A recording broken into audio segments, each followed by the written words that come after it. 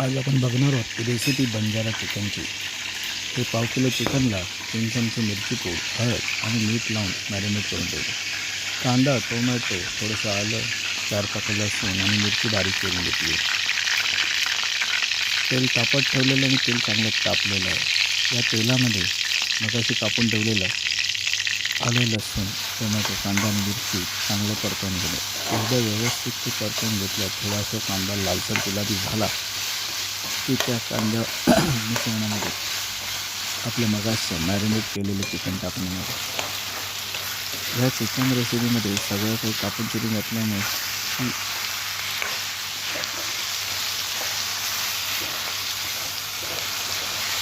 कढई आगीवरती, मंद आगीवरती कमीत कमी 30 ते 40 मिनटं ठेवावी. झाल्यानंतर चपाती, भाकरी किंवा पावाबरोबर खाऊ शकता.